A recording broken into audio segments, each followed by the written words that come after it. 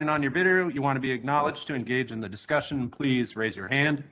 For those of you wearing masks, please remember to speak into your microphones loudly and clearly so everybody can hear you. And finally, remember to identify yourself when making comments and asking questions. With that, Madam Clerk, please call the roll. Regent President Peterson. Here. Regent Vice President Grebe. Here. Regent Atwell. Here. Regent Bechtel. Here. Regent Bogus. Here. Regent Cologne. Regent Hall. Here. Regent Jones. Here. Regent Klein. Regent Levzo. Regent Manydeeds. Here. Regent Miller. Here. Regent Peterson. Here. Regent Sapple. Here. Regent Stanford Taylor. Here. Regent Walsh. Here. Regent Weatherly. Here. Regent Woodmansee. Here. We have a quorum.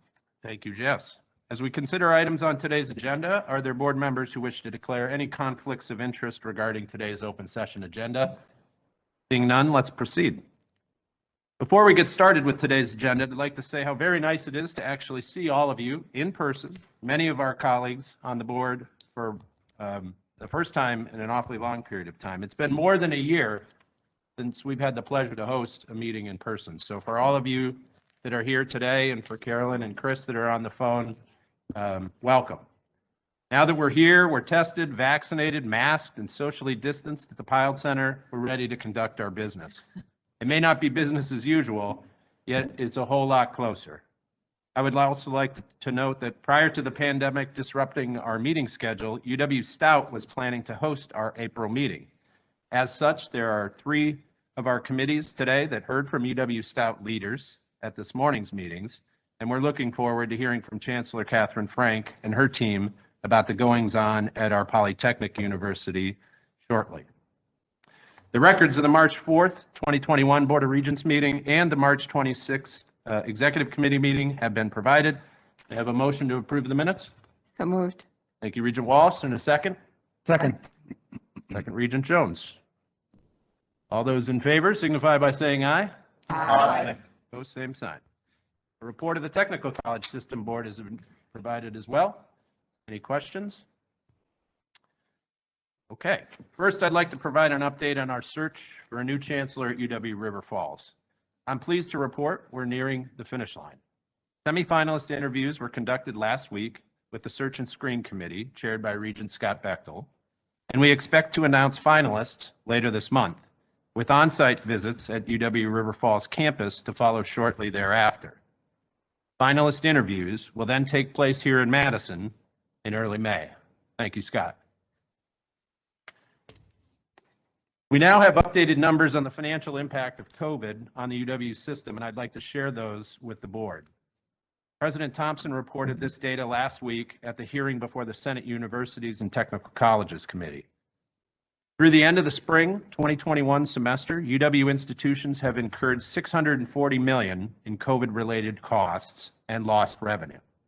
This includes state budget cuts of almost $95 million over FY20 and 21. Some of these losses have been covered by federal funds.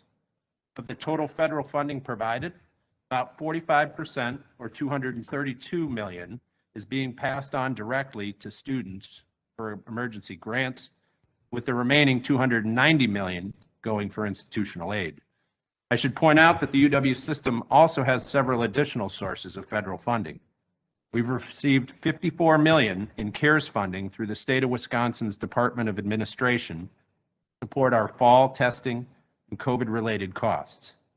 We received an estimated $35 million from the federal government for community surge testing, and we expect nearly $22 million in funding through the Department of Administration to support our spring semester testing. Official campus-by-campus allocations of the latest round of federal funding have yet to be released. This financial assistance is vitally important, and we deeply appreciate the support. I do want to make it clear, however, that these federal funds are one-time dollars, and nobody really knows how long COVID will have an impact on our operations. Where does that put us? Through the spring semester, we are left with an estimated net loss of almost $170 million. Clearly, this is significant. To address the shortfall, we implemented employee furloughs, restricted business travel. We've also been forced to hold off on filling vacant positions and had some layoffs. This has been difficult, but necessary if we're going to continue to protect the quality educational experience that we deliver. Looking ahead, we still have lots of challenges, but the UW system is a major economic engine for Wisconsin, and I'm convinced we can play a significant role in helping the state rebound from COVID to be stronger than ever. On behalf of the board, I want to extend our appreciation and gratitude to the chancellors, system and campus leadership, faculty, staff, and students who have all helped the university continue moving forward during these challenging times. In the spirit of celebrating the UW system, I'd like to call to your attention a new set of video shorts that are appearing on the airwaves. Late last year, the producers of Discover Wisconsin, an award-winning television program that highlights the people, places, and stories that make Wisconsin, Wisconsin, came to us with an idea. As part of their ongoing mission to draw attention to Wisconsin's jewels, they asked us if we'd be interested in working with them to put together something to showcase the role and the impact of the UW system. Who would say no to that? 4 sets of themed video shorts were produced and started airing last month. Each set includes a 60-second segment with President Thompson that will air on Discover Wisconsin episodes that are broadcast in 8 states across the upper Midwest. A second video short on the same topic features on-campus interviews with students and faculty. These will be distributed to local news affiliates around the state as the Know Your Wisconsin segments. To give you an idea of what these look like, I'd like to share the first round, which highlights how UW's system is helping to address the COVID-19 pandemic and the opening of the vaccination clinic at UW-Oshkosh. Go to the video.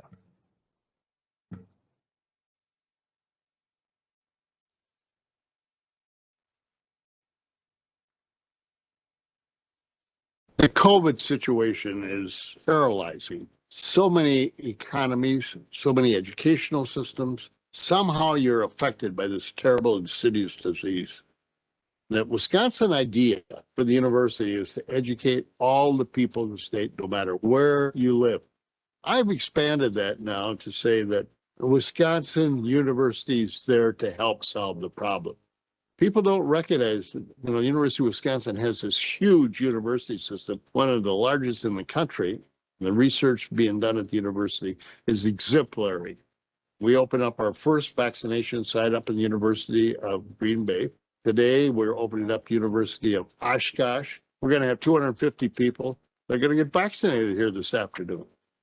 The university is no longer this institution that's off by itself. I want people to understand that the University of Wisconsin is there to help.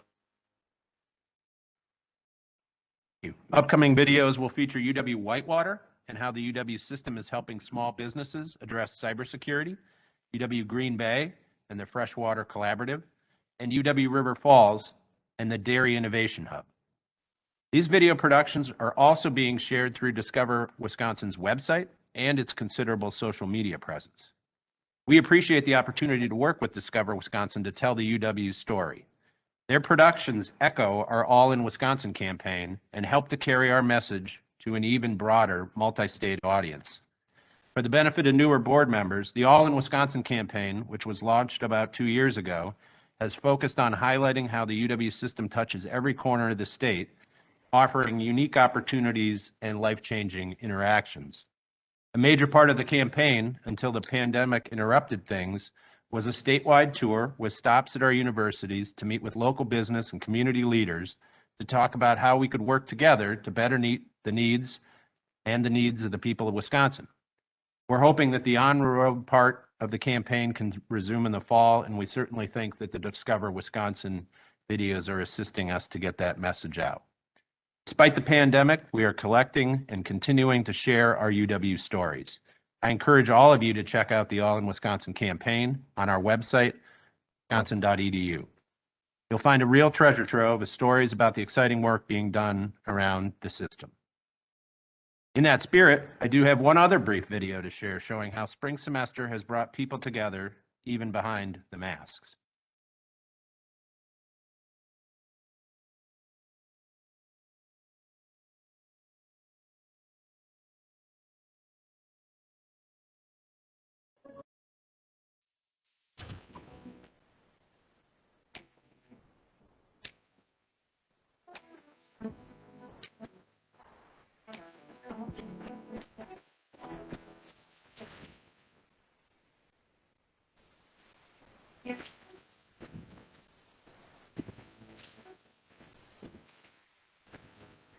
For our folks on video, we're just working on the audio. Bear with us for a second.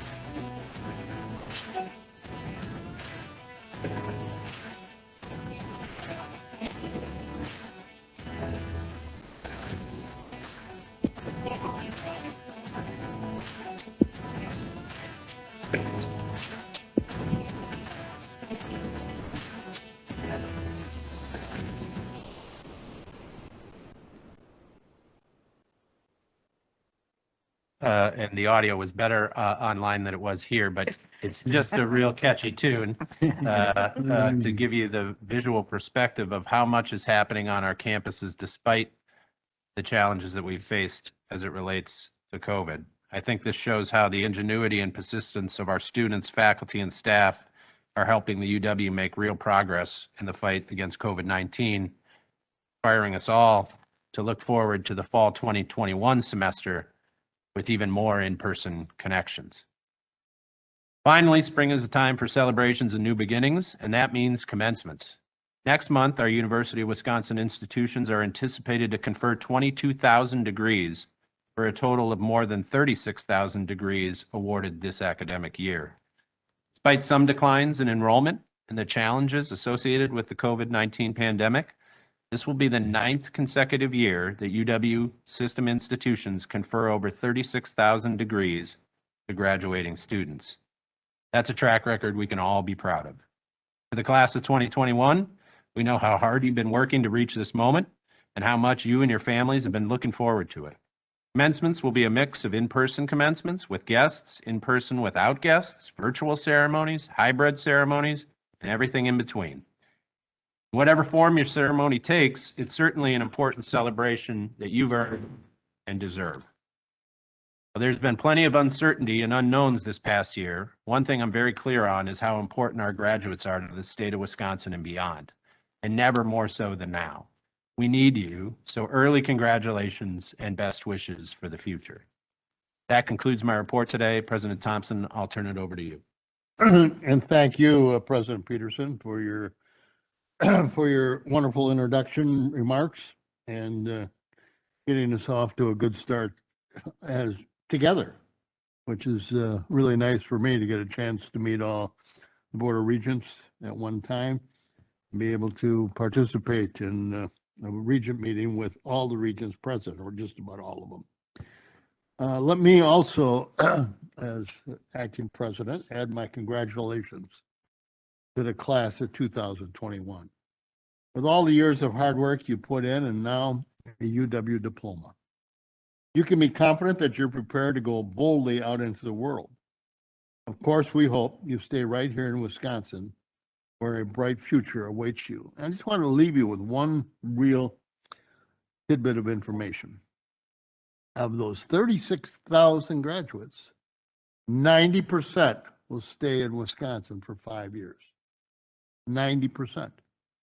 Now that is a tremendous investment for the taxpayers, and they're the ones that are growing this great economy. So when people ask you about the university, tell them we're putting our graduates into the operation of the universities, the educational establishments, the factories, and the businesses all over this great state. I'd like to start with an update on our COVID-19 response. And a mutual goal of being more of a partner with the state and be able to solve problems and be able to share the vision of the Wisconsin idea.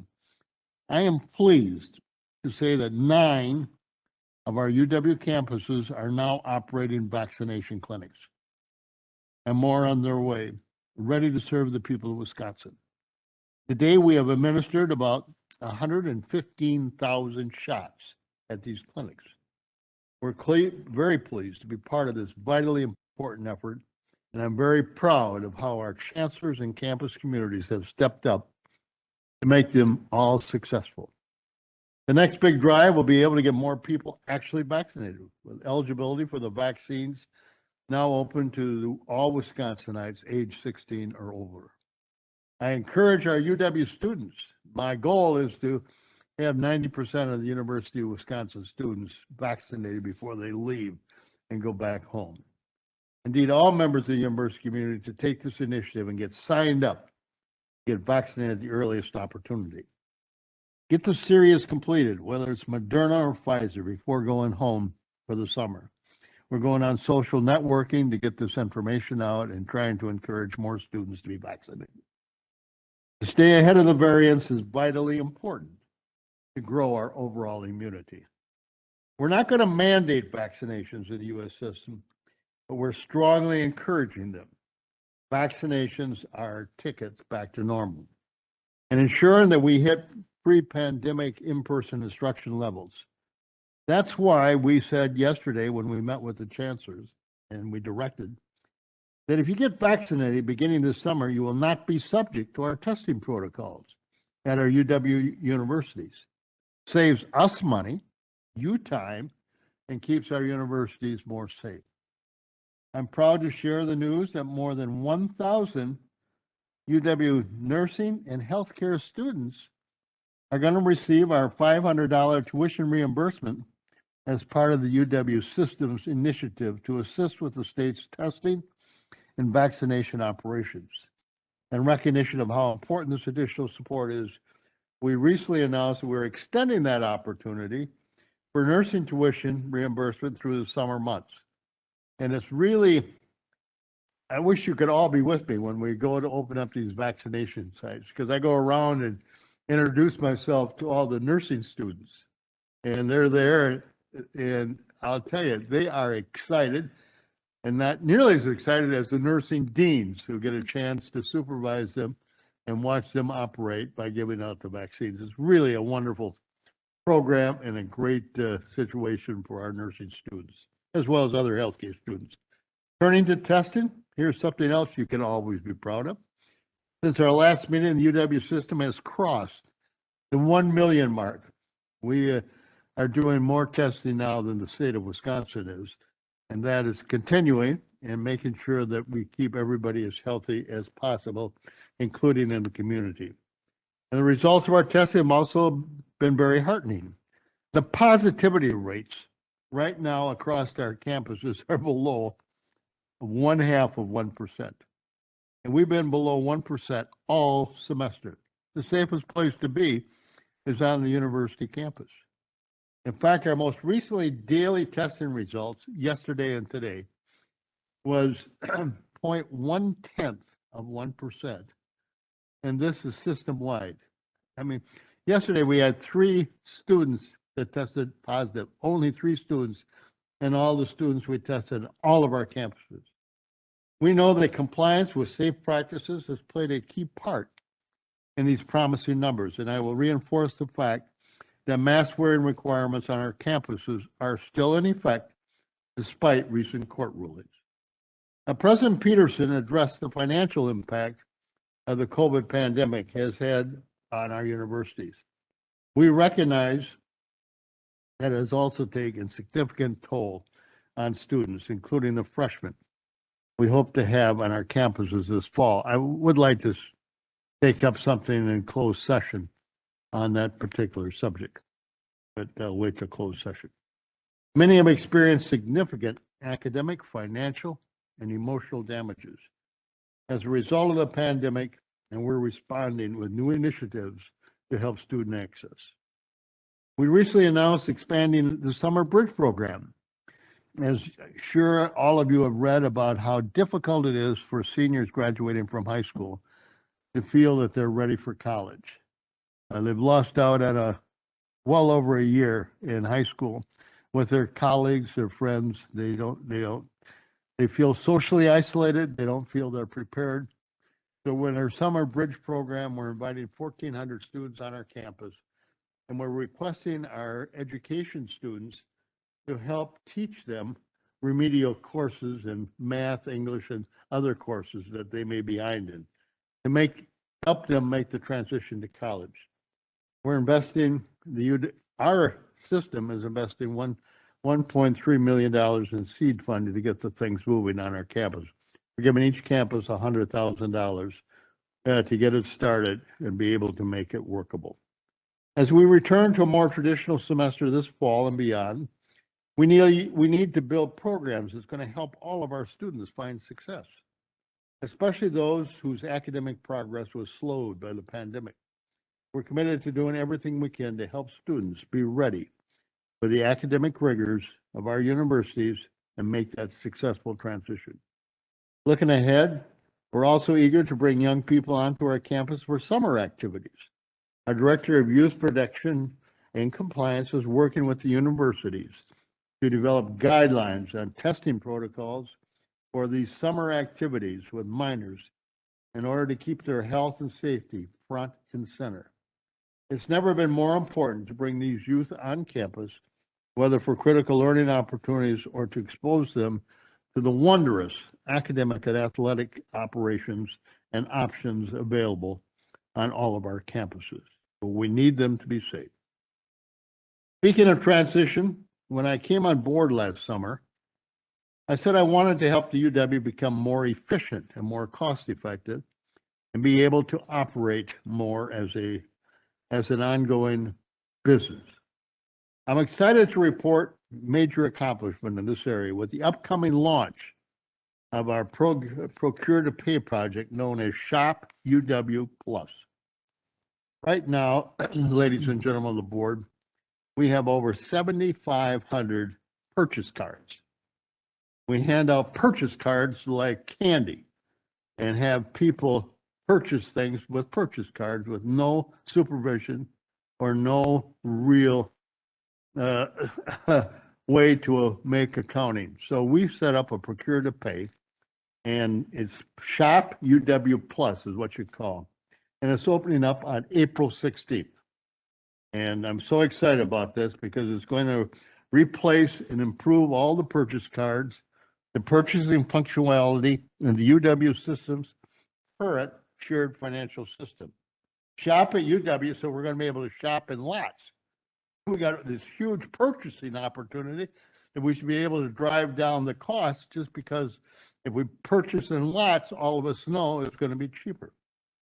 Shop UW Plus will improve processing workflows, eliminate paper transactions and these cash cards, and makes accounts payable processes more efficient and transparent across the entire UW system. This project was started to support UW System's $1.5 billion in annual goods and services expenditures.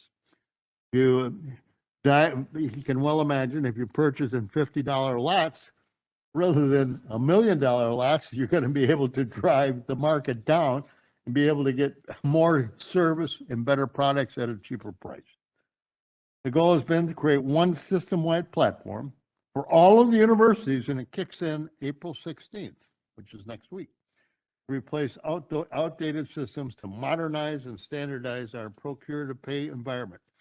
I want to have a shout out to Becky because they came to us in December and said we couldn't have it done for possibly another year. And Becky was resolute along with me, and we said, no. We said we're going to open up in the middle of April, and we're going to open it up in the middle of April. April 16th, it opens up. I want to thank the system and campus leadership for the time and effort they have put into getting Shop UW Plus up and running, a job that was made all the more challenging by COVID-19. The launch of Shop UW Plus is a tremendous achievement and will improve how we do business to support the Wisconsin idea. Turning to our capital budget request, which is extremely important for a moment, you may have seen the news stories, I'm sure all of you have this week, about a portion of the facade, the envelope of cement at Van Hise Hall that fell to the ground Sunday on UW-Madison campus. We have discussed this. If it would have happened on Monday, we could have had some fatalities or any other time. But luckily it was on Monday and no students, no employees, no visitors were walking in front of Van Hise or going into the building. Thankfully, no one was injured. Van Nuys Hall has exterior envelopes, not unlike many other buildings throughout the UW system that are aging and in disrepair. It's why more than 83% of our capital budget asks us for repair and replacement. And I want to point out that up at Katherine, Mr. Atwell, up in Katherine Hall, the library up there has many bricks that have fallen in the last year. And we're just, luckily, we haven't had any accidents. Van Nuys, the amenities building down here that looks like a dungeon, and Karen, you have been through that. Oh, That should have been torn down before it was built.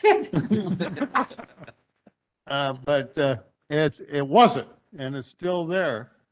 And now Van Nuys, and up in Albertson Hall, which is a dormitory on Stevens Point. So I'm going to go visit this coming week, Van Nuys, Albertson, and Katherine, and point out the need for the legislature in order to prevent accidents. I don't know how I'm going to be received, but I think it's a good story to tell.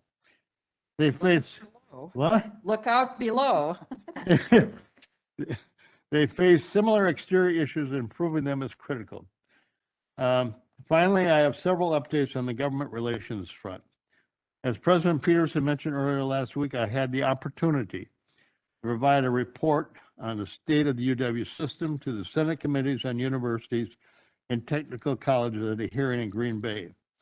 I want to point out that the things that came out is, number one, they think we got all the money we need.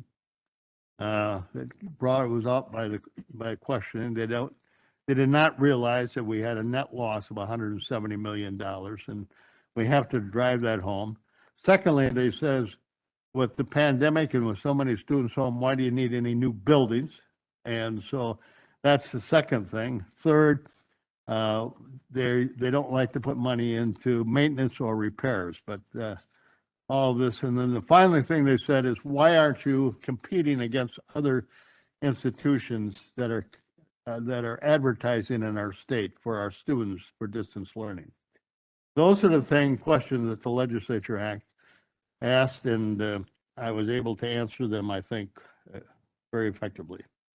Joint Finance is having many hearings on our campuses, which are good, and we have many chancellors showing up as well as other interested people.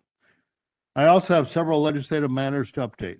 First, I'm pleased to report that the legislature and Governor Evers recognized the important contribution of agriculture extension agents to the state of Wisconsin, as evidenced by the recent bipartisan support of Senate Bill 79.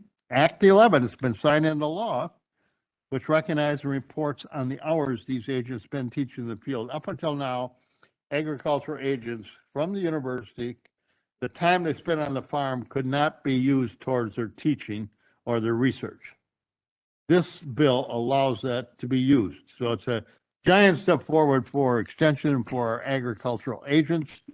And it also points out the importance that I talked to you, members of the Board of Regents, when we introduced the budget, that I want to introduce individual items like the water initiative, the agriculture agents, the nursing students, and the education, in order hopefully to get bipartisan support on the legislation. And so this agricultural committee voted favor in some which matches the UW system budget proposal for 20 additional county-based agriculture positions. So they're going to pass that, and it appears like they are, then that would be something we don't have to consider in the budget. So we got in the budget, and we're going to introduce these 10 items the 10 initiatives that I talked about early on with all of you when we introduce the budget, and hopefully we'll have those introduced. And finally, legislation has been introduced to remove the statutory requirement that the Wisconsin Technical College System seek permission from this board before creating associate degree programs.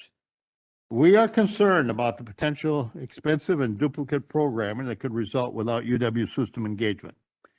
Wisconsin Technical College is our #1 transfer partner, and we appreciate that. But I don't think we want legislation to undo the excellent work, in recent years by the UW system, WTCS, and the legislature to improve the transfer of credits between the systems.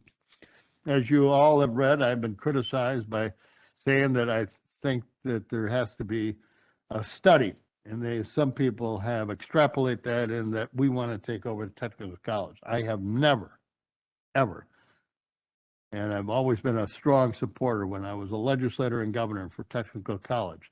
But I do believe, and I told the legislature this, and I tell anybody that wants to listen, that there's time to have a higher education study, to take a look at higher education, because we have a lot of duplication and we have declining number of graduates coming out of our high schools. We should have a study to take a look at higher education. I hope you will support me on the fact that we need a study in that regard.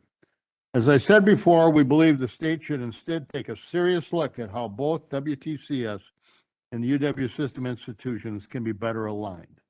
That concludes my report. Back to you, President Peterson. Thank you for listening, and thank you for giving me this opportunity to make my report. Thank you, President Thompson. As mentioned, UW-Stout is the official host for our April meeting. We, of course, missed the opportunity to spend time on the beautiful Stout campus due to the pandemic, but we greatly appreciate that we'll still hear from the Chancellor and her team about the exciting things happening at our Polytechnic University. Chancellor Frank? I'll bet well. Oh, just a minute, Chancellor Frank. Regent Atwell, sorry. Yeah, thank you very much. I really want to congratulate President Thompson and the whole staff for amazing work on the testing program. As far as I know, it is the most comprehensive testing program in the nation. It is. And I also want to, I guess on behalf of all of us, thank you for the work we're doing on vaccinations across the state, to be a leader in helping the state deal with the pandemic. This has given us a lot of data, real-time data on population health. I have asked, and I'm asking for future meetings, that in addition to reporting on positivity rates and vaccinations, I'd like to hear regularly from system administration about the number of hospitalizations and deaths of our students and of our faculty and staff. I don't know those data. I hear things, and maybe I should know where to go to get them, but it's important to me to know that.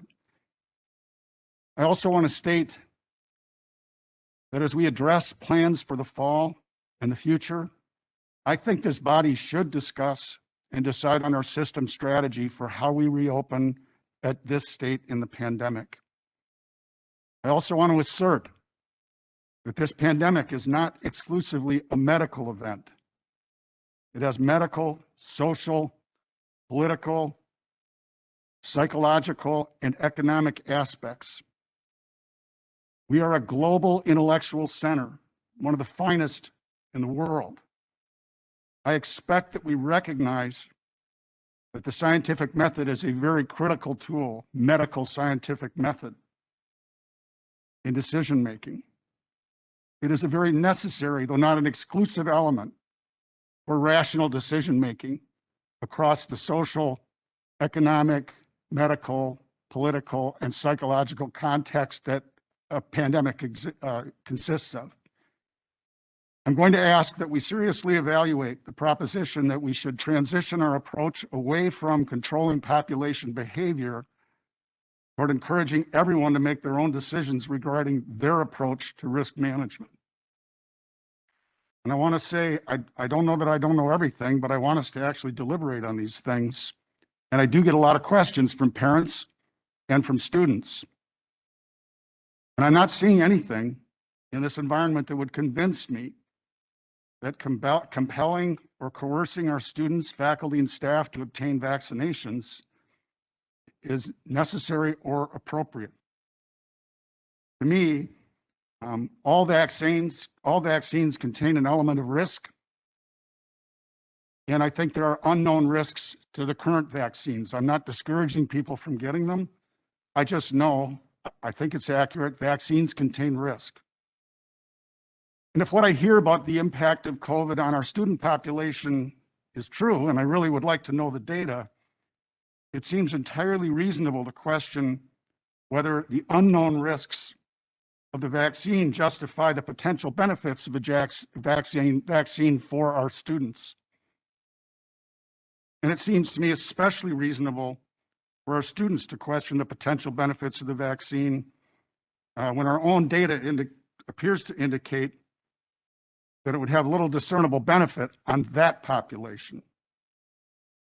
Early in the pandemic, of course, it was necessary and appropriate to consider the impact of all our behaviors on each other. Given the tremendous progress, the vaccines themselves, what we now know about protocols for treatment, which I think are far better, what we now know or appear to know about who's vulnerable and who's not, it does seem reasonable to consider the proposition that we should transition to a strategy of protect the vulnerable and let them make their own choices. Lastly, I had COVID back in October with minimal impact, by the way. I happen to be one of those lucky ones, I guess. And I have active antibody. My doctor has advised against the vaccine. Many medical professionals do. And I also want to say that I work with and observe businesses and organizations in my part of the state quite intimately. And I think that we should, when we consider population control methods, we should reflect on the disparate impact of population control methods on different populations. Specifically, I'm delighted to see us all here meeting in person. I think we need to continue to do that. I'm willing to be cooperative in all of that, but the people that in general I work around and our customers and their employees have been working on site straight through the pandemic. When we look at the population of people who have been able to stay safer at home and do their work behind screens, I think we should reflect on who those people are and who they are not. So with all of that, thank you for listening to me, but I do think this body, and I will listen. I'm not as stubborn as I appear. I'm very interested in other people's opinions, but I think this body, not just with respect to the pandemic, but with respect to other matters as well, has far greater deliberative capacity than we have exercised in recent years, not just in the last year. This is an important body where people need to talk to each other, where they need to consider each other's opinions. And it's frankly one of the bipartisan bodies in the state where people can actually come to know each other, talk to each other, respect and listen to each other. So thank you very much. Thank you, Regent Atwell. I will highlight that earlier this spring, it was Regent Atwell that was very emphatic with me that we need to get back together. And I'm so proud that we are taking precautions, but executing to get back to what normal order looks like. We can certainly provide information related to hospitalizations and deaths on our campuses. Fortunately, they're very few and far between, and I think that's important statistics to share. We've focused on all of the things and the impacts that we've had, not only on the campuses with faculty and staff and students, but with the community. President Thompson said we do have some of the safest locations in the state, our campuses, but I think we've also made the communities that our campuses are located in far safer as well. As it relates to reopening in the fall, there's been no more important focus than getting back our students to their classrooms, to in-person instruction, to a focus on generating what used to be pre-pandemic, what it should look like post-pandemic. We have commitment from all of our chancellors to work toward that end.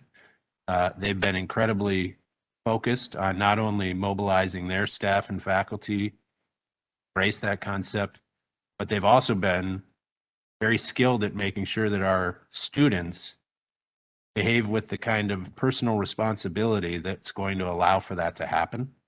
For that, I'm incredibly proud. You know, we send students to college to learn to become adults.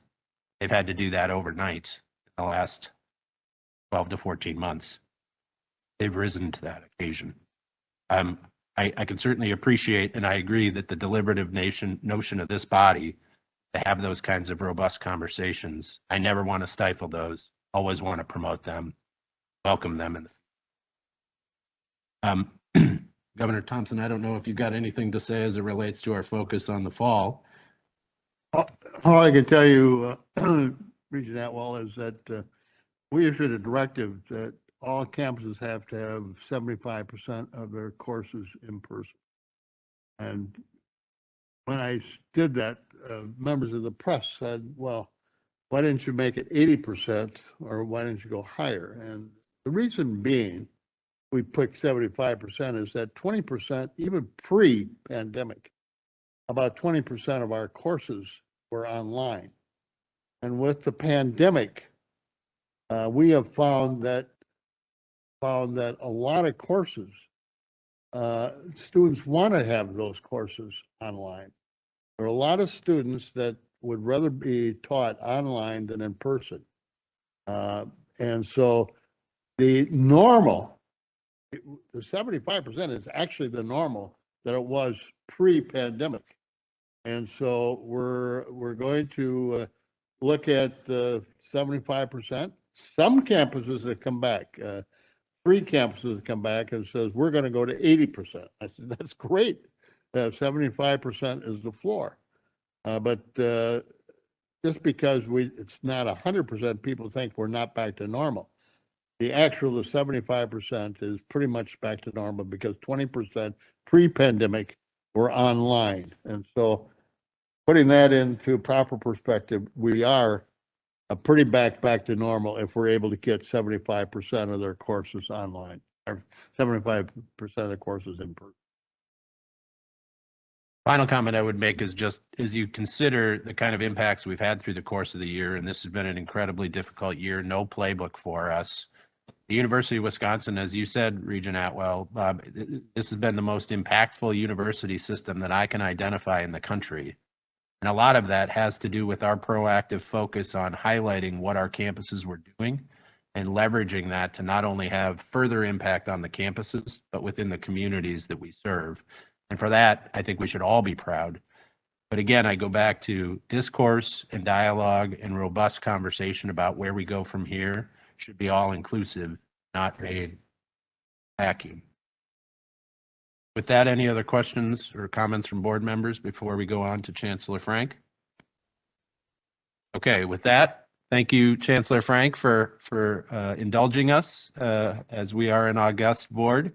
I look forward to turning it over. It's my pleasure to turn the meeting over to you and your team this afternoon. Well, thank you so much. Thank you, Regent President Peterson, Regents, President Thompson, for the opportunity to present on behalf of UW-Stout. It's a true honor and privilege to serve as Stout's 8th Chancellor and first female Chancellor in our 130-year history. So I could spend a lot of time talking about my first year as Chancellor, but let's just say it was an unusual year, as I began my tenure just 7 days before we pivoted to alternative methods of instructional delivery. And of course, I've been asked several times to speak about this experience, and what I emphasize every time is that our success navigating this challenging period with the additional complexities of being a polytechnic has to do with the dedication, the hard work, and the innovation of our campus community, our faculty, staff, and our students, as well as our many friends, partners, and supporters in the immediate community, and of course, well beyond. And it was Stout's designation as a polytechnic university, our focus mission, our 3 educational tenets of career focus, applied learning, and collaboration that attracted me to this institution. This is what makes us distinct among other UW system schools and throughout the entire state. And I was also drawn to our remarkable placement rate for students of 97% within 6 months of graduation in career, graduate school, or military service. And we've maintained that placement rate now for more than 10 years, and that's throughout a pandemic and a fluctuating job market. Next slide, please. So this is a slide, a version of a slide that I used during my interview for Chancellor. And I got to know Stout by, reading about what people said about Stout. And one of the set of voices that I paid particular attention to were our student voices. And these are some of the things our students say about their Stout experience. Stout taught me how to think, not what to think. And my favorite quotation, and you'll hear me use it again and again today, how to take a problem and turn it sideways, how to be more independent. And at Stout, according to our students, we're very polytechnic. Our best moments are applied. It's when we discuss, it's when we solve problems. And I actually didn't sit in many lectures, which I was thrilled to read. And I'm really learning, which I was also thrilled to read. And then I've heard this since coming to Stout again and again and again, these three words. Stout is dynamic, innovative, and evolving. So next slide, please. So I just want to pause here for a moment and talk about what we do in the online space. So while the COVID pandemic has been challenging from both an operational and a financial perspective, Stout was very well positioned to transition to virtual and hybrid models due to the fact that we're the only laptop campus in the UW system, and we have more than 20 years of experience as leaders in online education. And I just want to quote Provost Glendalee Rodriguez, what she said in the Education Committee today, because I think she said it so beautifully. So she reminded us that in 1999 to 2000, UW-Stout received Board of Regents approval for a customized instruction differential. And this differential allowed us to start serving the non-traditional adult learner market, and by the early 2000s evolved into our online enterprise. And for the last 20 years, we've built an online infrastructure that incorporates tenured and tenure-track faculty with part-time instructors, adult student service coordinators, instructional designers, and technologists, and market-driven programming. And in 2014, we received certification by the United States Distance Learning Association, and we remain the only institution in the state of Wisconsin with this online quality standards credential. So our approximately 1,600 online students enrolled in 12 undergraduate, 15 graduate, 23 certificate, and 4 certification programs leading to Wisconsin DPI state licensure did not experience any changes with regard to instructional delivery during the pandemic. And we are also able to leverage that expertise across campus, including in our Stout Online unit, in our Nakatani Teaching and Learning Center, and through our Learning and Information Technology unit to support faculty and staff as they transition to remote delivery. And Stout faculty and staff did an exceptional job transitioning to alternative methods of instructional delivery and navigating the complexities of the pandemic, and very true to our commitment to continuous improvement as a 2001 Malcolm Baldrige Quality Award winner, and still the only 4-year university to have ever received that honor. We have challenged ourselves throughout the pandemic to do even better. Next slide. So, as a Malcolm Baldrige Quality Award winner, core to our identity is strategic planning and continuous improvement. So even while the pandemic had us dealing with immediate, everyday issues, we have committed to building and unveiling our new 10-year strategic plan, Focus 2030, this spring. We'll unveil it next month, and the plan will have 5 broad goal areas that include identity, student success, employee success, institutional sustainability, and equity, diversity, and inclusivity. So the rest of the presentation will highlight Stout's commitment to success in and plans regarding these goal areas. Next slide. So we'll start with identity. And as I've already emphasized, our designation as Wisconsin's Polytechnic allows us to differentiate ourselves within the UW system across the state and well beyond. And it truly commits us to doing so. We believe in this mission. We live by this mission. We also have an obligation to apply the lessons learned through this period to position us for success as Wisconsin's new polytechnic within a post-pandemic landscape. So right now, we're currently undergoing a comprehensive brand audit to better understand our market position, through the collection and analysis of a range of stakeholder perspectives. And at the same time, we're examining our strengths and gaps through the lens of COVID.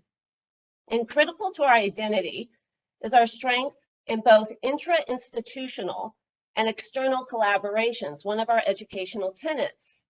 And our Manufacturing Outreach Center, which is part of the National Institute of Standards and Technology, Manufacturing Extension Partnership Network, which is also known as NIST MEP, is critical to external partnership building with Wisconsin's small and mid-sized manufacturers to leverage industry experience, tech savvy, and teamwork to improve production processes, grow markets, enrich employees, and develop new products. And so earlier today in the READY Committee, we heard a presentation about a cross-disciplinary, intra-institutional, and client-focused project that helps solve an employee development challenge due to COVID for manufacturing clients. And this project included staff in the Manufacturing Outreach Center, external clients, faculty, both undergraduate and graduate students, gaining experience through a co-op in an industry context. And true to what I've said before and what our students say, at Stout, students learn how to take a problem and turn it sideways. Next slide. At the center of absolutely everything we do at Stout is student success. And we achieve this through an investment in our students from the point of entry into the institution and well beyond graduation. So this is that 97% placement rate. All of our students, 100% of our students, graduate with at least one experiential learning opportunity. And at Stout right now, what we're focused on is producing what is becoming known as triple threat graduates.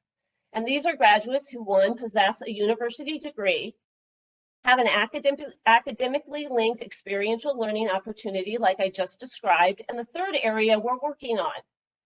They also carry an industry recognized professional credential. And examples of such credentials include our computer networking and information technology program graduates who complete the cybersecurity and cyber defense computer networking certificate. UW-Stout is the first four-year university in the state of Wisconsin to be designated a National Center of Academic Excellence in Cyber Defense by the NSA and the Department of Homeland Security.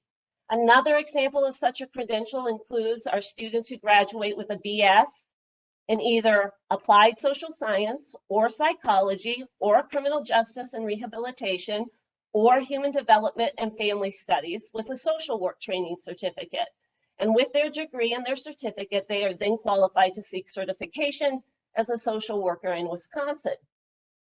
So presently, 50% of our undergraduate degrees and 57% of our graduate degrees prepare triple threat graduates. And by 2030, our ambitious goal is that 100% of our graduates will be considered triple threats when they enter the job market. So everything we do at Stout contributes to this type of learning experience, including the work that occurs outside of the classroom.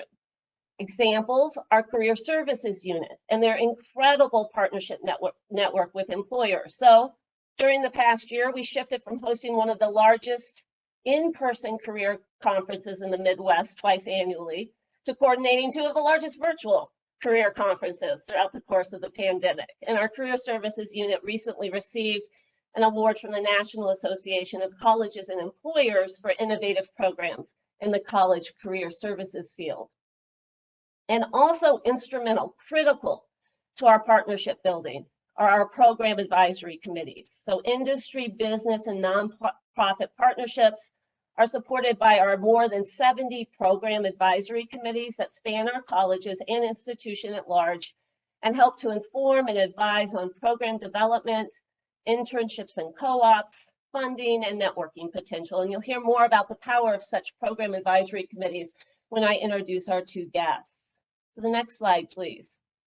None of these achievements, none of them would be possible without the hard work, the dedication, and the shared belief in student success of all of our employees, faculty, and staff. And as exemplified again and again throughout the pandemic and true to Stout's history, our faculty and staff all know how to take a problem and turn it sideways. It's part of our culture at Stout, It's how we get the work done. It's why we refer to ourselves as Stout Proud. And what I just described regarding preparing our students for life after graduation is why it is so important that we have a strong faculty and staff core, many of whom have some degree of industry and business experience. Now, don't look at the text. There's a lot of text here. I'm going to read the text, but you'll see why I couldn't cut any of it. So this is Dr. Urs Haltner, and he's a professor and program director for Stout's doctoral program in career and technical education.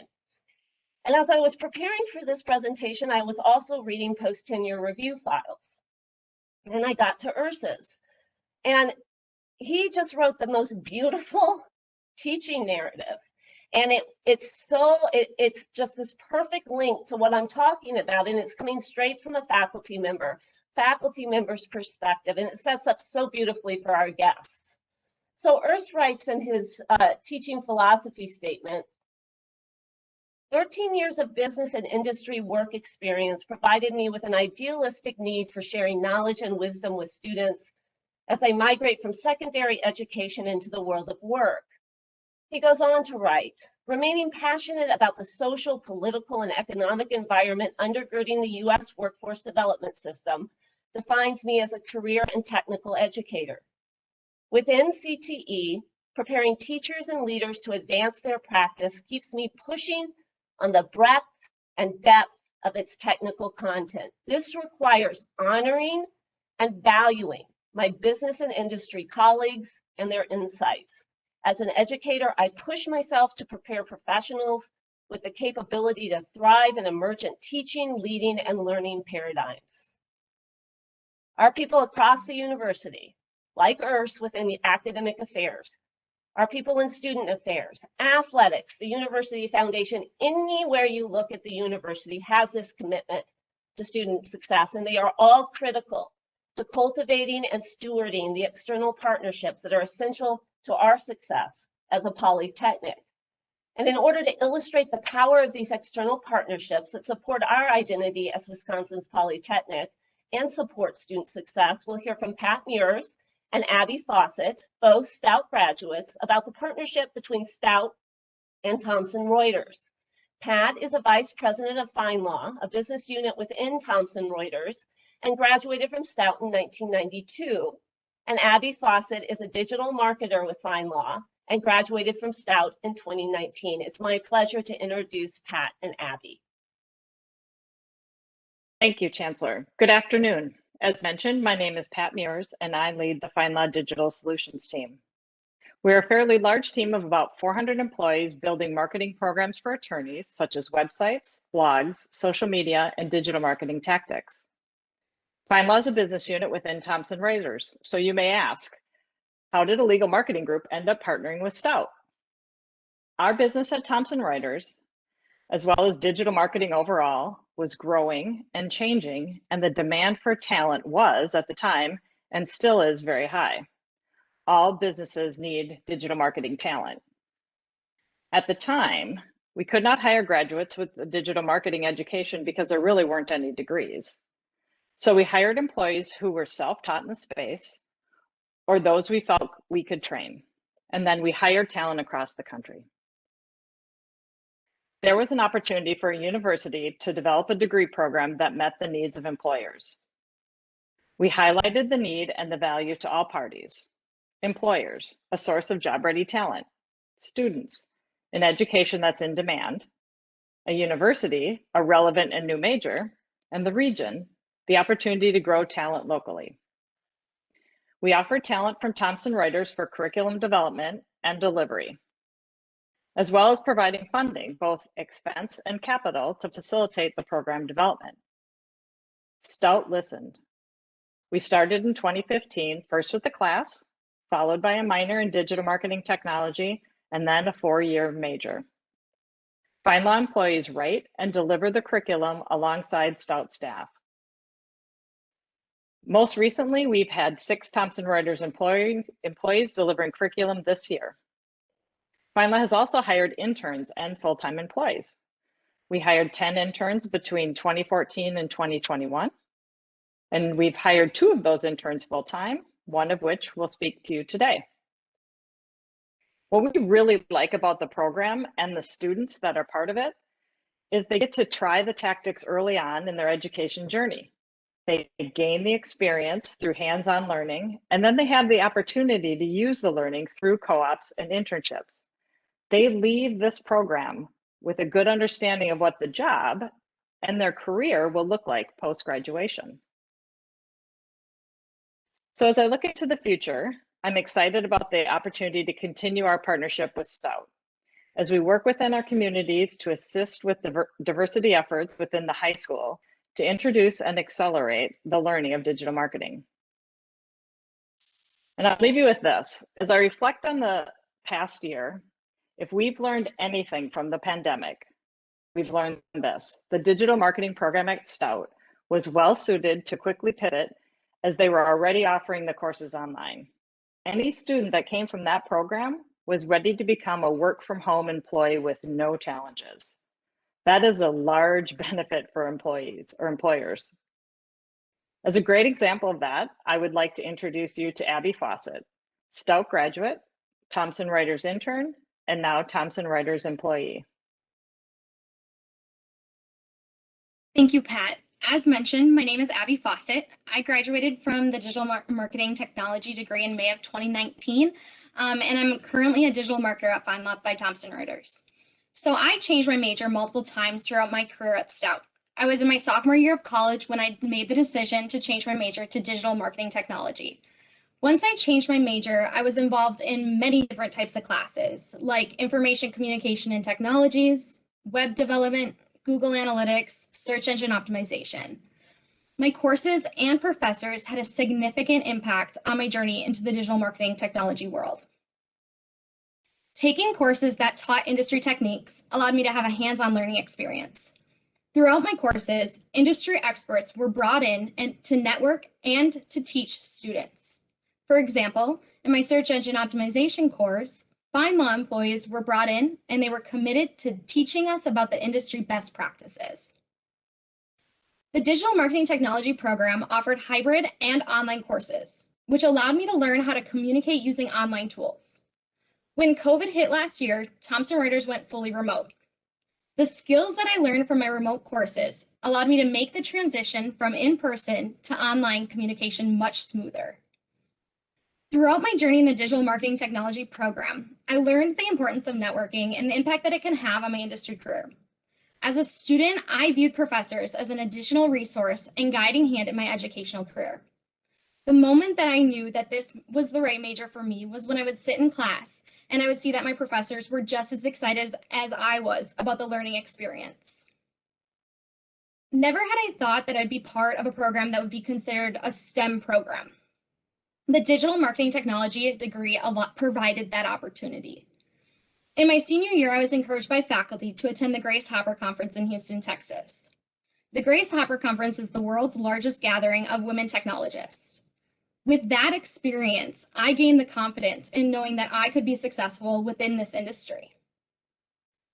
I had always been encouraged to apply for the digital marketing technology or internship at FindLaw during my time in the digital marketing technology program, although certain classes will prepare you more than others for this internship. In the summer after my junior year, I had enough knowledge within my coursework to accept a digital marketing internship at Great River Energy in Maple Grove, Minnesota. For that internship, I was awarded Outstanding Co-op Student of the Year. During my senior year, I took the Search Engine Optimization course. I found my passion for search engine research. I was able to attend an advisory board meeting to present my digital marketing findings on a website that I was analyzing. The advisory board meeting had taken place at Thomson Reuters, and the students presenting were able to get an inside learning as to what digital marketers actually do at FindLaw. After that experience, I decided to apply for the FindLaw's digital marketing internship. I was able to apply skills that I had learned in my digital marketing technology courses and internship opportunities to real-world situations. For example, my communication skills, common digital marketing trends, verbiage, and how to analyze website performances. I started the digital marketing internship after receiving my digital marketing technology degree in May of 2019. I was in the digital marketing internship at FindLaw for about 3 months before I was converted to a digital marketer contractor. I had picked up skills in my internship that had transferred over to my contract position. And about 2 months into my contract position, a full-time role became available on my team. I applied and I was hired for the position that I'm in today. I was able to progress quickly through these positions because of the knowledge and experience that I gained within the digital marketing technology program. Thomson Reuters has a unique connection with the digital marketing technology program at UW-Stout. It provides a real educational experience. I am encouraged and excited to give back to Stout by taking part as an industry professional in courses that I sat in as a student, encouraging students to become lifelong learners and helping them find their success within the program like I did. I'm also part of the Digital Marketing Technology Advisory Board, where industry professionals meet with faculty to discuss industry trends to keep up the curriculum current. I believe that it's important that industry professionals and faculty maintain this strong partnership. The willingness for faculty to listen to industry professionals is shown by the success of the Digital Marketing Technology program. Though this partnership is not one-sided, this collaboration between the industry professionals and faculty provides a well-rounded curriculum that gives students skills in this industry to work in this industry. When students graduate, they have the knowledge and the experience to find a job within the digital marketing technology industry. On behalf of Pat and myself, we thank you for the opportunity to present, and now I'll hand it back over to Chancellor Frank.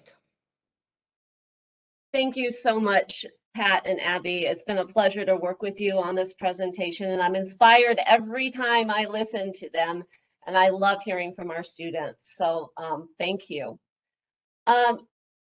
This is just one example. In this single example of a partnership, we highlight so many of the areas that I've already discussed in terms of identity, student success, and employee success. And it also points to ways that we're approaching institutional sustainability at Stout through a focus on intentional programming meant to support both student recruitment and retention efforts and continue to cultivate and steward an engaged alumni base. So just amplify this single example across 70 advisory committees. It's really an amazing network. So this partnership alone exemplifies the importance of the following: market-driven research to support new program development, financial support for new program development through external partnership, recognition of the need for flexible offerings and pathways for students, both on campus and online, expansion of instructional expertise through external partnership, identification of sustainable internships and co-op placements, a clear pipeline for student success and placement from the point of early recruitment beyond graduation, and engagement opportunities for alumni through program advisory involvement, student supervision and mentoring, instruction, and other forms of giving. So the next slide, please. I want to conclude today's presentation with our final goal, which is equity, diversity, and inclusivity. And this goal spans all of the areas that I've referred to today: identity, student success, employee success, and institutional sustainability. And it must be embedded in each as we move forward, but we also feel it's important to call out as a standalone goal.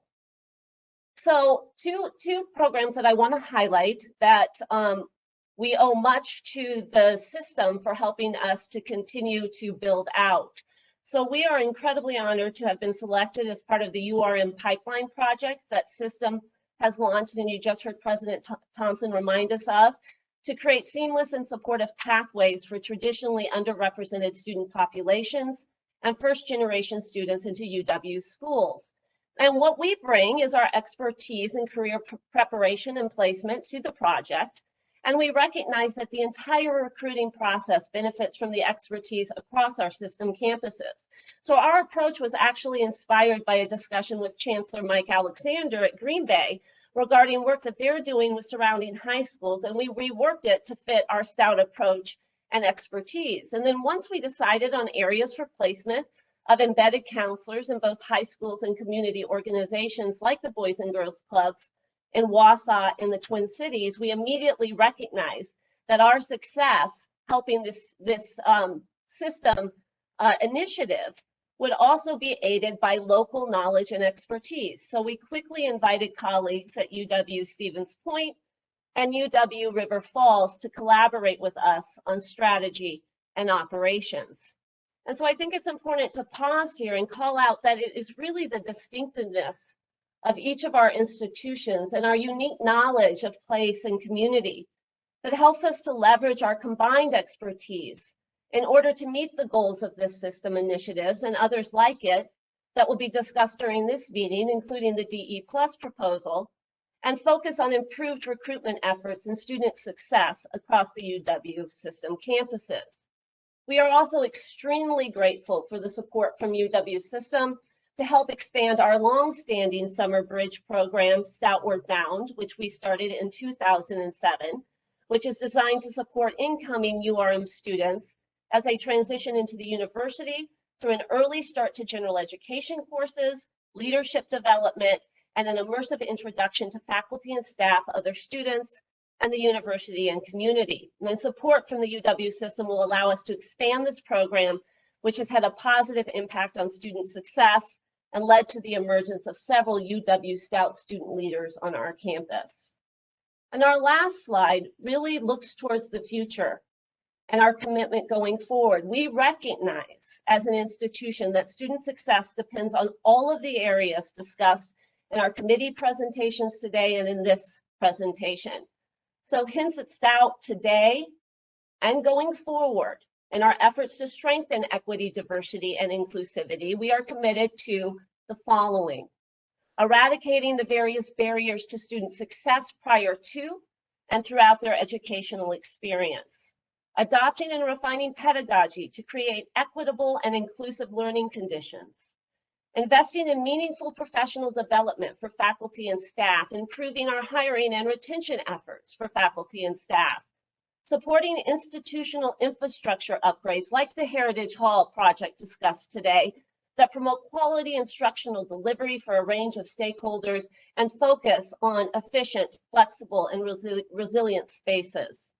And finally, being recognized as a leader and strong partner for improved equity, diversity, and inclusion throughout our community and our region. So thank you all so much for the opportunity to present today on our current work and our vision for the next 10 years at Stout. If you can't tell, we clearly believe in our mission, what we do and how we do it, and we recognize the responsibility that we carry as Wisconsin's Polytechnic. The UW-Stout team, our guests, and I are happy to answer any questions you might have. Thank you. Thank you, Chancellor Frank. It's not quite the same to not be on your campus, but your enthusiasm and exuberance has, penetrated the hall, and we certainly hear from you firsthand how much Stout is on the move. So let's first give Chancellor Frank a round of applause for her.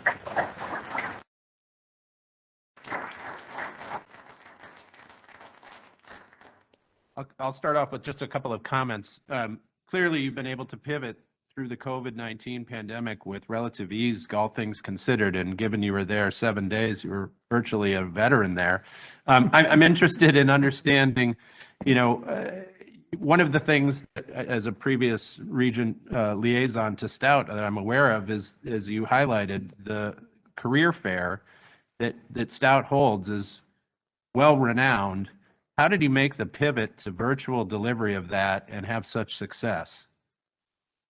I'm going to also have Glenda Lee Rodriguez, our provost, join us because she is well aware of all of the details that went into this. It was an enormous undertaking. Everything, you've heard from chancellors, you've heard from provosts across this period of time, and the single events involved this incredible complexity of decision making, logistical challenges, expenses, and this was one of those logistical challenges. But because of everything you heard me talk about today, it was absolutely essential that we got this right.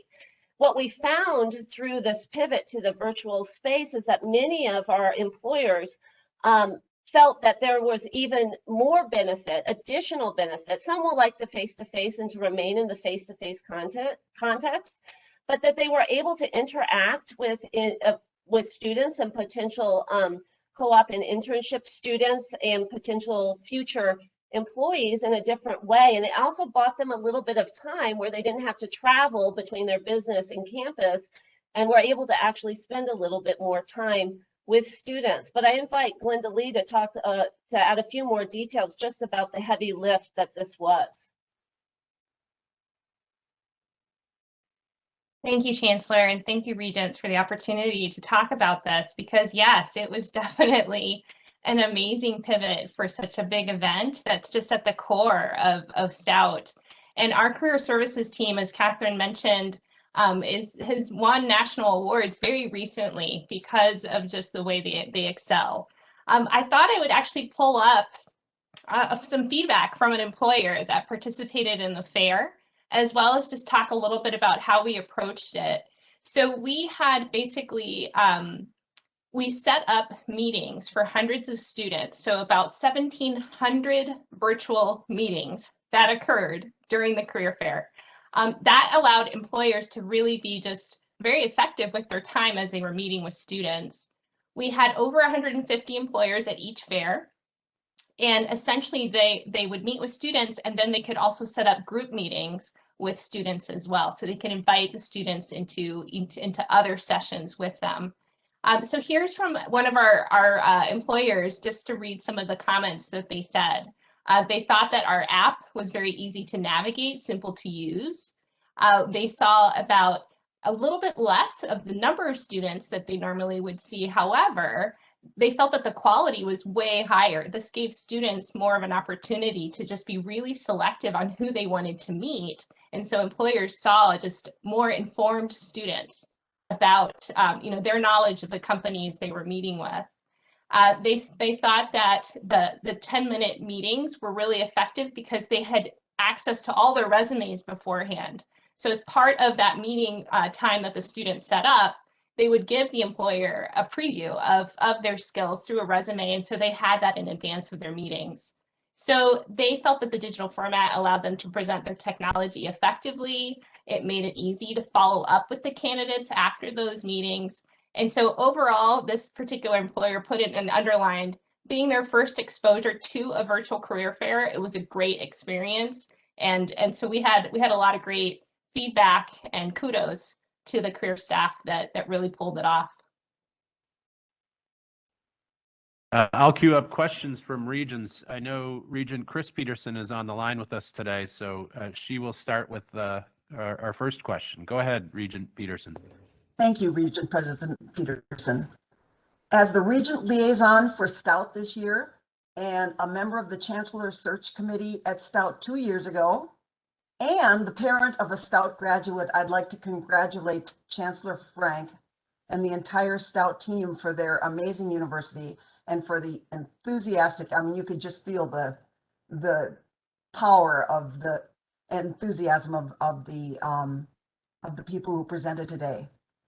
That was my first select committee that I was appointed to, and I didn't know what to expect, and it was a wonderful experience. But since then, in this last year and a half, I have had several times staff and faculty reach out to me from Stout to just tell me how thrilled they are with Chancellor Frank and her leadership and vision.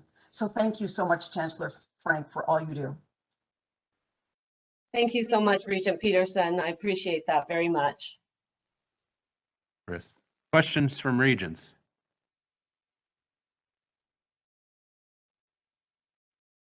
Regent Klein. Yes, quick question. You mentioned you're a laptop campus. And I think of all of our places as being laptop campus, all of our universities. What's different? Do we provide the laptop free of charge? Yep, so I'm going to call on Glenda Lee again to describe the details of our laptop program, because it comes with not only the laptop, but students, we do a lot with electronic resources for our students as well, which reduces the price, the cost of textbooks for them significantly. We've been a longtime leader in this space. So Glenda Lee. Hi, thank you. So if I can remember the year, I believe it was 2005, but perhaps Kim can correct me if that's wrong. But yeah, so we have what we call an Stout fee that helps us then create this resource for students. And it's more than just the laptop, as Katherine was mentioning, it's all of the additional resources that come with that.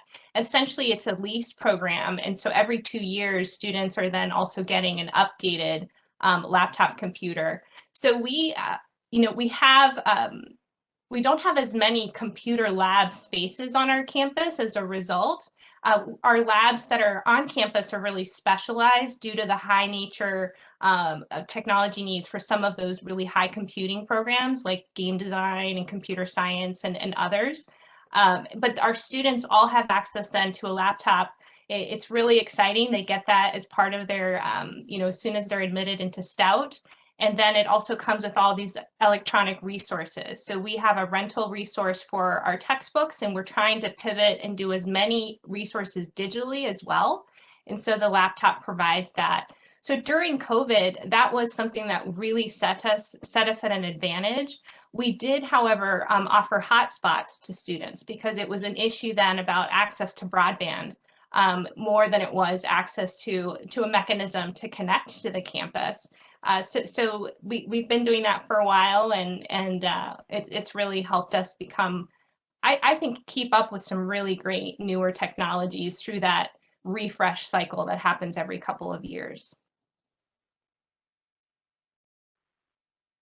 Chancellor Frank, as we're looking at the economy and how resilient it's been through COVID, I wonder, oftentimes when you start to see people through transition of their work employability skills, they pivot towards something like a polytechnic. Have you seen any indications that you're seeing enrollment alterations based on people that were previously in the workforce and are now pivoting to a different, more defined career goal and aspiration? So in terms of what we're seeing, I mean, this was an unusual year, right, for enrollment. And so we're watching fall very carefully. And we're watching where we're seeing bumps in enrollment. And our graduate student enrollment right now is trending ahead of where we were this time last year. And that's really the area where we'll see a lot of students coming back and retooling in the graduate space. And so it will be interesting to see how that actually plays out for fall. I think fall is going to tell us a lot. Our manufacturing outreach center, we heard from them in the READY committee today. This is really an external facing arm of the institution. And we serve small and mid-sized manufacturers through our efforts there. And their training has continued throughout this period of time. They've had to pivot and move to different forms of training and professional development for our external partners, but that hasn't slowed down at all. So really, ask me again in the fall. We're watching, our transfer numbers are also trending up, so at this time of year. So those would be the two areas where I would be looking at for people pursuing either continuing their education or shifting into sort of another direction in terms of where they are situated professionally right now, but we'll know more in the fall. Thank you. Regent Walsh. Thank you, Chancellor Frank. Question for you. So this morning in the Education Committee, we saw what you did to make your virtual labs work, and it was very impressive. And 2 years ago, I had the opportunity to attend the career fair, which is mind-blowing, the number of people and companies and the waiting list of people that couldn't get in. What I'm curious about is what are the positive takeaways for Stout? For example, is there anything you learned from this virtual career fair or other things that you might actually hang on to? Thank you for that question. And I think there's going to be a lot that we hang on to, actually. And you heard it through some of the presentation. I think that, I don't want to speak for our Career Services Office, but I do believe they'll be approaching things from more of a hybrid perspective going forward for precisely the reasons that Provost Rodriguez named when she was talking about feedback.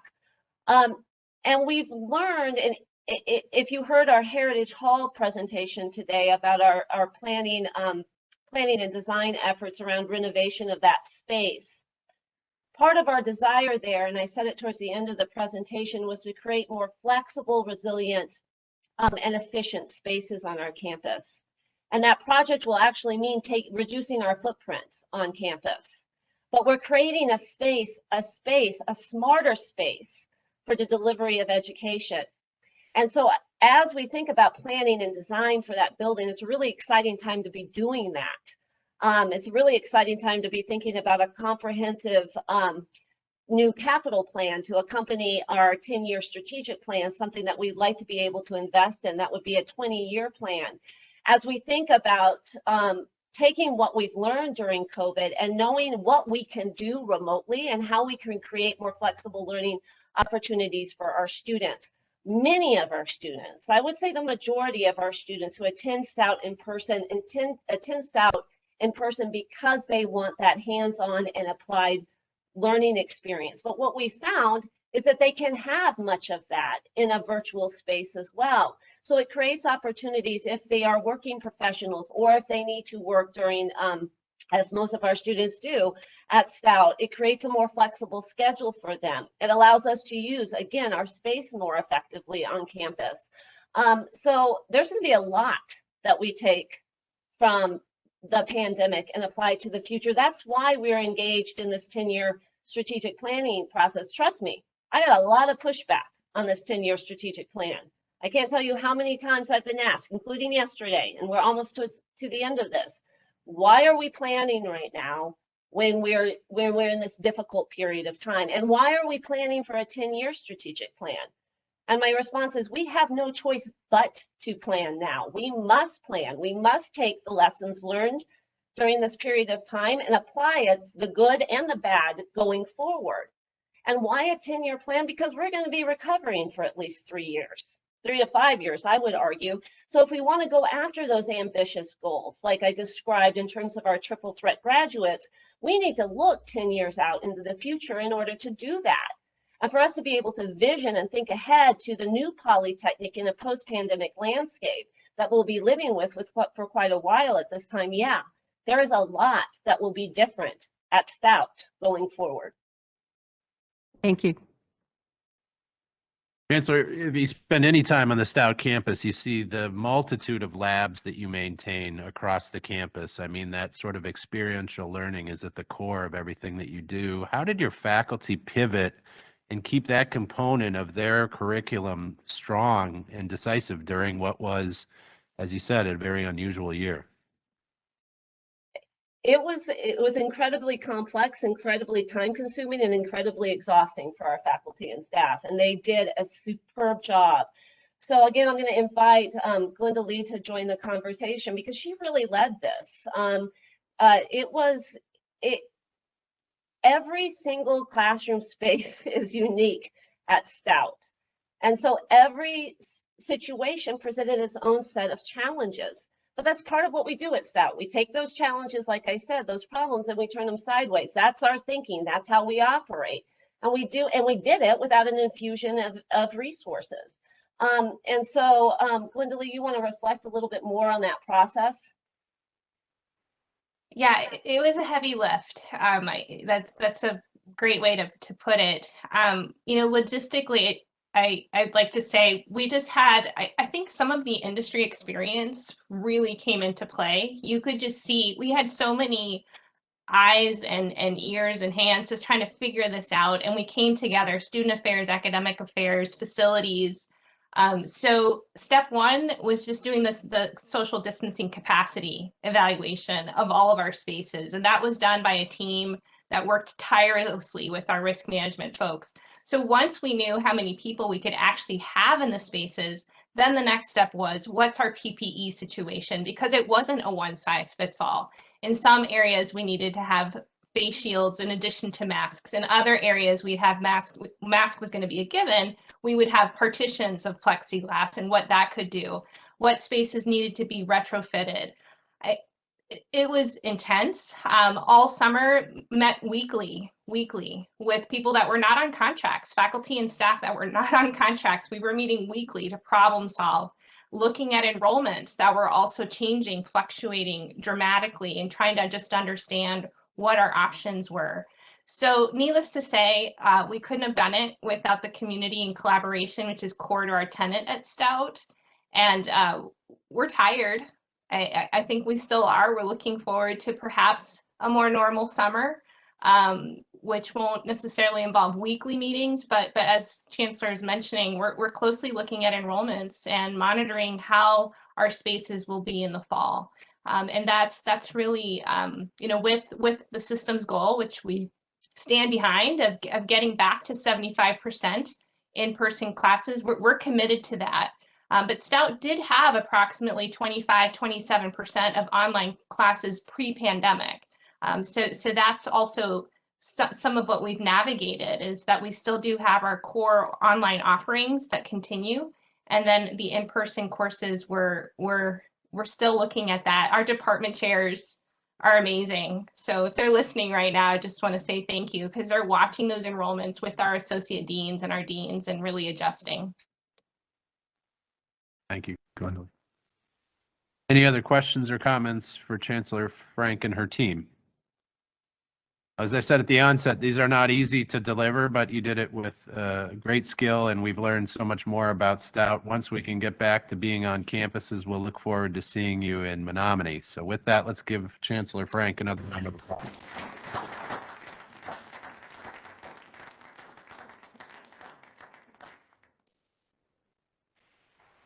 So at this time, I will ask all board members to stay on the line or move in their seats while we complete the roll call to move into the closed session. Following the vote, please remain in this meeting room while Jess clears the line. Vice President Grebe, will you take us into closed session, please? Yes, I move that the Board of Regents move into closed session to A, consider a student request for review of a UW-Milwaukee decision as permitted by section 1985 1A, F, and G of the Wisconsin statutes. B, consider personnel evaluations of chancellors as permitted by section 1985 1C of the Wisconsin statutes. C, confer with legal counsel regarding potential litigation in which it is likely to become involved regarding a contract as permitted by section 1985 1G of the Wisconsin statutes. And D, consider a request from UW-Madison to approve a salary range as permitted by section 1985 1C and E of the Wisconsin statutes. Regents, we have a motion. Can I have a second? Second. Second, Regent Walsh. Jess, will you please call the roll? Regent President Peterson, Yes. Regent Vice President Grebe, Yes. Regent Atwell, Yes. Regent Bechtel, Yes. Regent Bogus, Yes. Regent Cologne, Regent Hall, Yes. Regent Jones, Yes. Regent Klein, Yes. Regent Levzo, Yes. Regent Manydeeds, Yes. Regent Miller, Yes. Regent Peterson, Yes. Regent Saffold, Yes. Regent Stanford Taylor, Yes. Regent Walsh, Yes. Regent Weatherly, Yes. Regent Woodmansee. Yes. We're now in closed session. Great. We've got a bit of a hybrid here, so bear with us.